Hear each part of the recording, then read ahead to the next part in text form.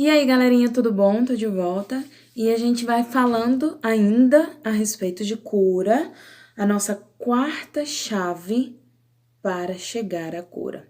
Primeiro, nós falamos a respeito do reconhecer, encarar, né, de frente que nós estamos doentes, que precisamos de cura, quais são os problemas que nós enfrentamos, as dores emocionais, né? Depois de identificar isso, nós precisamos seguir o curador, a pessoa que pode nos dar cura, e falamos sobre evidências do curador.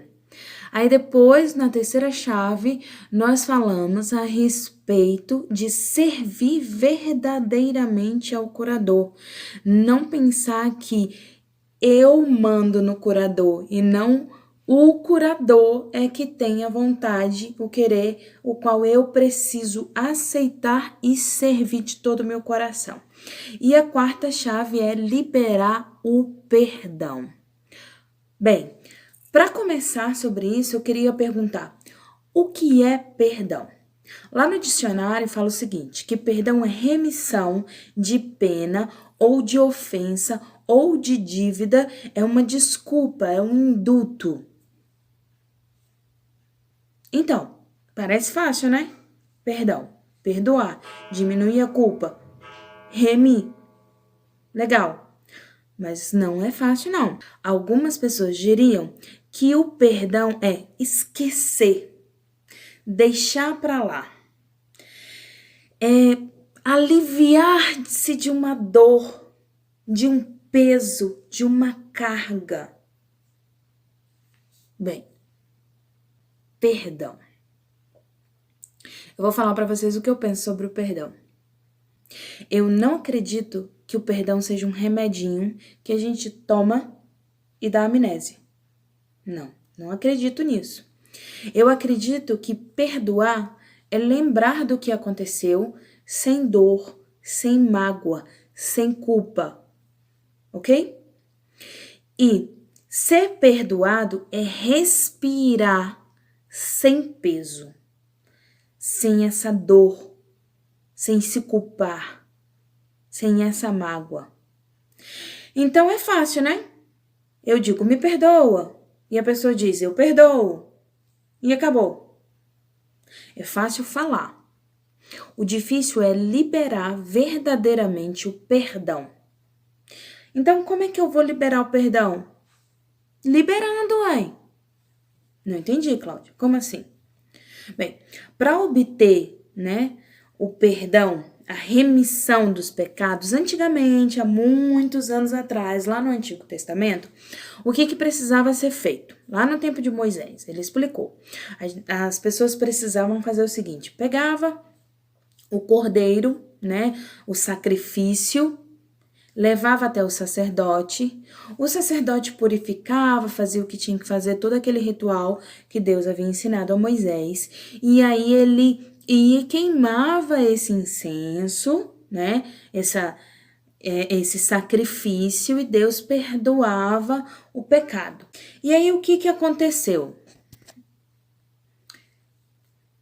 Em Êxodo 34, de 7 a 9, fala o seguinte: o Senhor guarda a misericórdia em 1000 gerações, né? É pela misericórdia que o Senhor nos perdoa. O que acontece? Nós éramos perdoados, não significava que obtínhamos salvação. Só o perdão. Como assim? Porque para ser salvo era necessário seguir a lei. Era necessário cumprir todas as ordens que Deus havia estabelecido nos mandamentos que ele havia entregue para Moisés. E o povo que veio antes de Moisés? A Bíblia fala que aqueles que sem lei pecaram, sem lei serão julgados. E aí, a partir dali, aqueles que seguiam a lei seriam julgados pela lei, certo? Então, para ser perdoados os pecados, precisavam entregar como sacrifício até o sacerdote entrava, né, num templo onde era fechado com uma cortina, né, um véu, e aí ele ia lá oferecer. E ele tinha que entrar depois de se purificar, porque se ele entrasse em pecado, ele morria, ok? Então, o que acontece?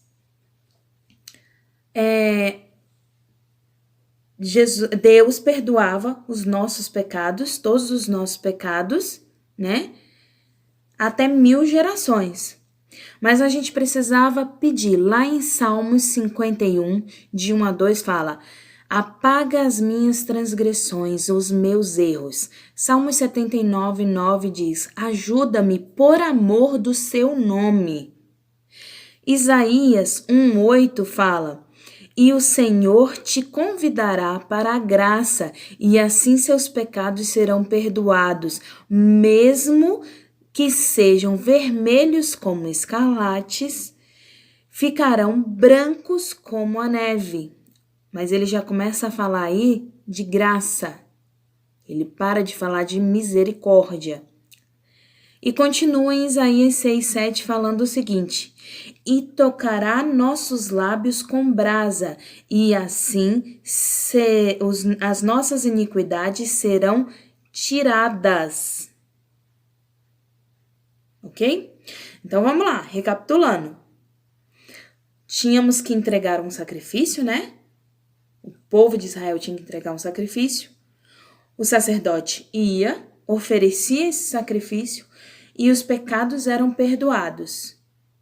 Certo? Mas Deus vinha prometendo lá desde Gênesis que viria um que seria capaz de pisar a cabeça da serpente, certo? Certo. Lá em Mateus, o que aconteceu? Veio Jesus. E o que Jesus fez? Jesus, ele vem para nos salvar. Veja bem, não é mais só perdão de pecados, é salvação. Como é que Jesus veio para nos salvar? Primeiro, ele começou a pregar a palavra, a ensinar as pessoas a palavra. Ele não disse que ele veio para que a lei não fosse cumprida. Não, não é isso. Ele veio para cumprir a lei, certo? Mas a gente não é mais salvo pela lei, a gente é salvo pela graça. Lembra lá em Isaías? Pela graça sois salvo, certo? Então, eu peço perdão a Deus pelos meus pecados e através do sangue de Jesus que foi derramado na cruz para me lavar, me salvar, me comprar, remir os meus pecados, eu sou salvo. Até aí tudo bem? E aí o que acontece? Então, a partir daí, o véu foi rasgado. Então eu começo a ter contato direto com Jesus. Eu posso pedir perdão e ele me perdoa pelos meus pecados. Mas nós temos a tendência de fazer o quê? De complicar as coisas. A gente acha que precisa merecer alguma coisa. Mas a gente não merece nada. Ok? A gente não merece nada. E Deus nos ensina que ele nos perdoa e nós temos que perdoar o outro, perdoar o nosso próximo, lá em Mateus 6, 14, 15. E a gente continua dificultando. Por quê? Porque a gente julga o outro pelo que a gente enxerga. Lembra a história do espelho que a gente falou no outro vídeo? A gente enxerga a nós mesmos no outro através de um espelho. Então a gente julga o outro pelas nossas atitudes, pelas nossas ações, pelas nossas falhas. E a gente pensa assim: eu não faria isso, então eu espero que fulano não faça. Eu não gostaria disso, então eu espero que fulano... Então a gente cria uma expectativa baseada nos nossos princípios, de como nós vemos o mundo.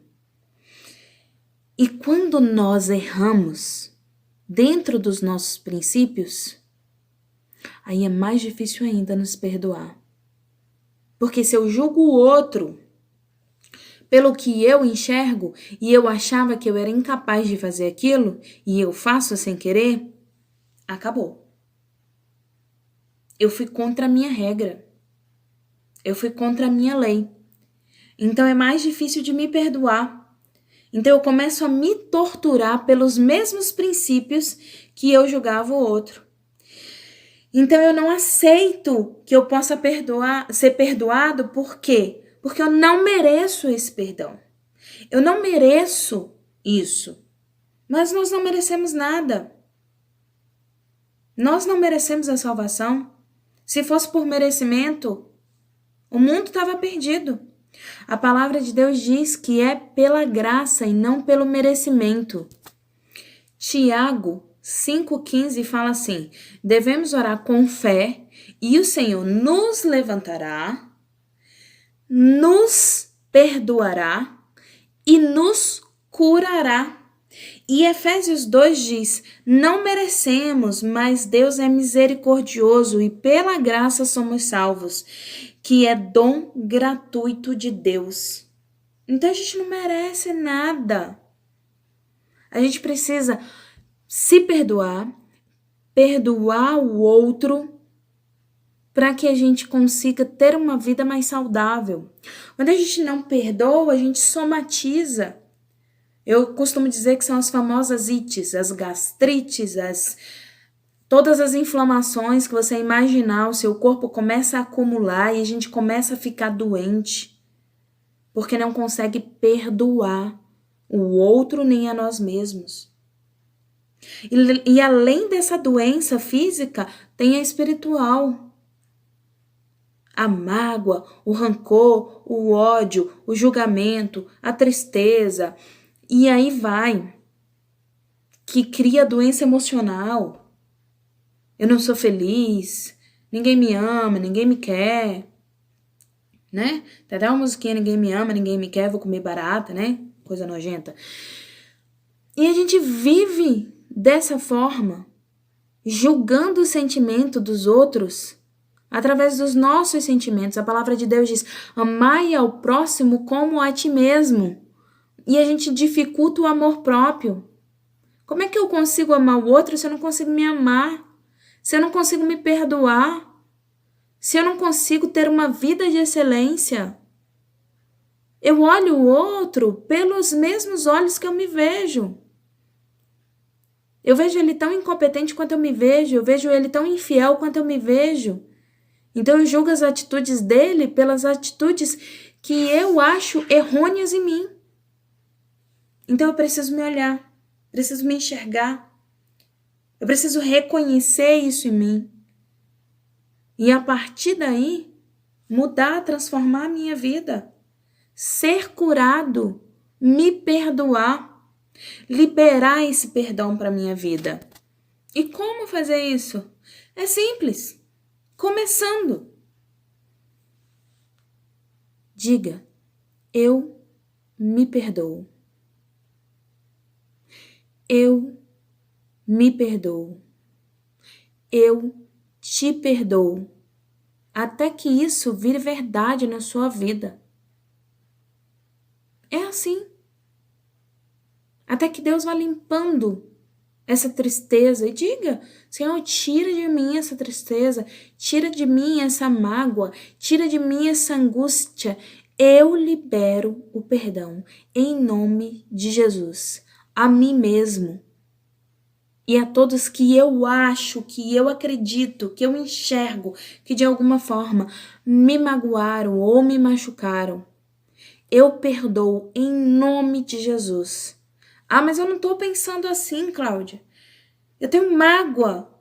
Isso é o diabo que coloca na sua cabeça. É o inimigo das nossas almas que coloca na nossa cabeça.